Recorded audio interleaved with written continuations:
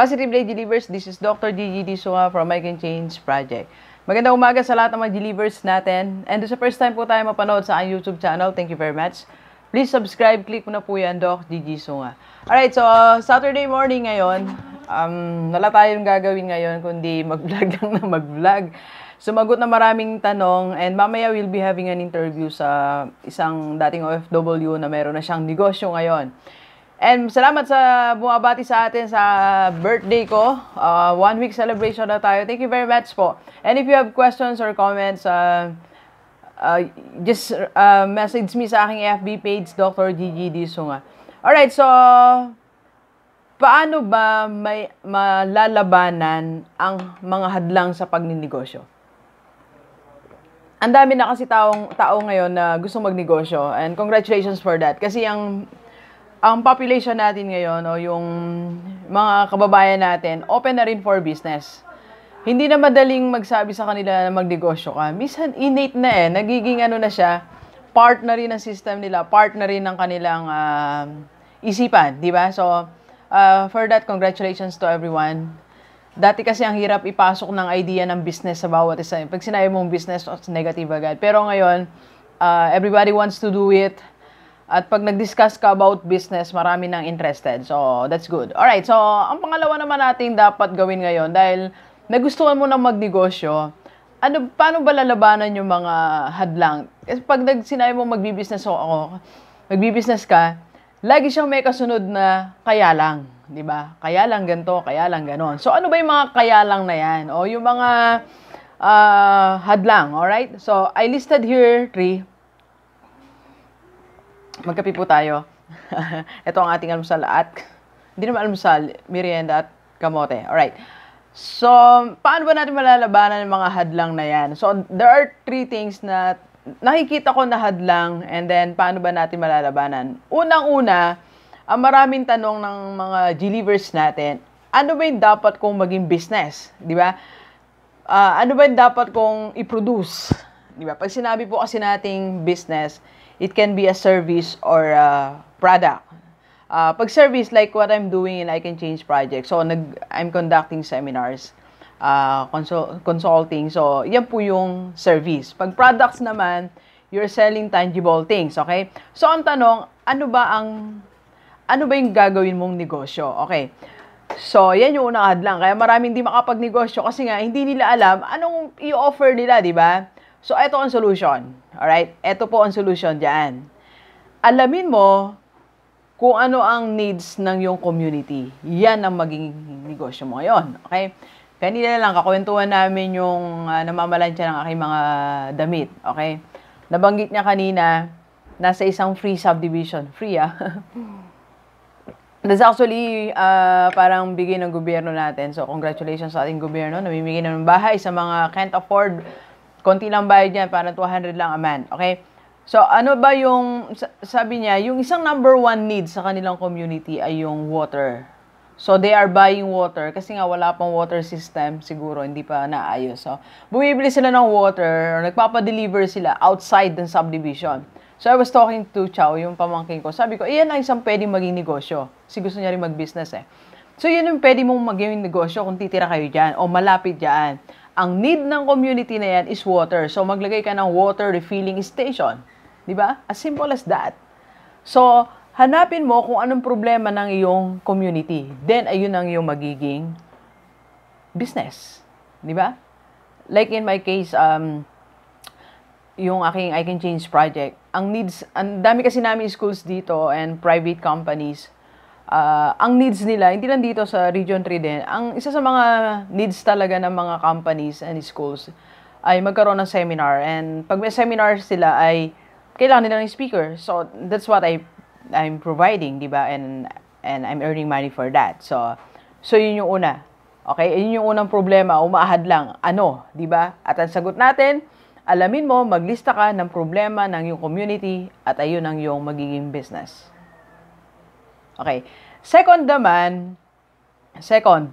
ano ba yung karamiang problema ng mga nag-start mag-business? Ang karaniwang problema ay ang puhunan, di ba?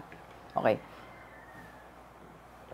Ang mga small businesses kasi, minsan nag-start yan ng 100,000 minimum niyan, or may mga na-interview tayo, mga 30,000. Mga 30,000 pwede na daw sa kanila as a business. So, kahit 30,000 man o 50,000, still, kailangan mo ng punan, di ba? So, ano ang solution dyan? Yan ang mahadlang, kaya maraming di makapagnegosyo, walang punan. Pero ito ang sagot natin. Okay? Sa mga gusto magnegosyo na walang puhunan, 3 po ang aking suggestions. Okay. Number 1, magkaroon ka ng business partner. Alright? Business partner na willing siya magbigay ng puhunan. Okay? Maghati lang kayo sa sharing. Or, hindi naman equal ang sharing, kundi meron kayong, usap kung 60-40 ba yan or 80-20. Like my sister, yung may sari-sari store, nag-venture siya ngayon sa pagtitinda ng mga ng saging, okay? So since nangailangan siya ng puhunan, wala siyang enough puhunan, yung brother ko naman may pera, gusto magkaroon ng negosyo pero wala siyang time. So binigyan niya ngayon ng pangnegosyo, okay? Then binibigyan niya lang ng certain percentage yung brother ko. So something like that. It can be your family member, okay? Or it can be your, kung di man family member mo, kaibigan, di ba? Na pwede mong dahil magkaibigan naman kayo, isa siguro sa mga nagiging topics nyo ay negosyo, so pwede yan. At pangatlo naman, office mates, di ba? So pwede kayong magkaroon ng small business. Para healthy ang usapan nyo after office, hindi laging mga gimmick lang, hindi laging mga mga pabebeting. So at least you're talking about business now. So nagle-level up na yung way of thinking, di ba? Yung mga topics nyo. Alright, so this first, partnership. Second naman na paraan para ka magkaroon ng puhunan ay pwede kang mag-loan, di ba? Meron akong sinalihan, sabi ko nga po isang co-op. So, lagi nila, yung maghulog ako ng share ko, lagi nila akong tinatanong, kailan ba ako maglo-loan for a business? So, marami yan. So, you just have to compute kung, halimbawa, nag-loan ka, even sa bank, nag-loan ka ng may percentage na 6% or 5%. So, tinan mo rin, kung magkano kikitain mo, you just try to mag-compute ka kung mako-cover ba yung pambayad mo ng tubo, di ba? Kung kaya naman, kikita ka pa ng certain, meron ka pang sobra, na okay din naman, so you go for it, di ba? Naalala ko yung kwento ng isang business. I'm not sure kasi kinuwento lang sa akin, so I don't want to mention the brand, okay? Ayoko mention yung brand. Just have to research it. Parang, isa siyang sikat na brand. So, nag-start lang siya, marami siya nilo-loan. Basta pag may naisip siya idea, loan. Then, expand and everything. So, hanggang sa umunlad ang kanyang negosyo. So, something like that. So, pwede tayo mag-loan. Pwede ka rin namang mag-loan kung di man sa bangko, sa parents mo, kung may pera, di ba? O mag-loan ka sa company mo. Baka meron silang mga ino-offer na loan. So, pwede yan. So, yun yung second. And third naman ay, na pwede mong pagkuhanan ng puhunan mo yung sponsorship. Yung sponsorship, ito yung parang semi-bigay na yung pera, di ba? May mga kaibigan tayo o mga kamag-anak na labis na ang pera at pag nakita nila nagsisikap ka, di ba nag-o-offer sila? Like my sister, dami niyang ino-offer sa akin before. Pwede ako magganto, magtayo ng school and everything. So, at the time kasi, I'm in a school, so hindi pwede yon.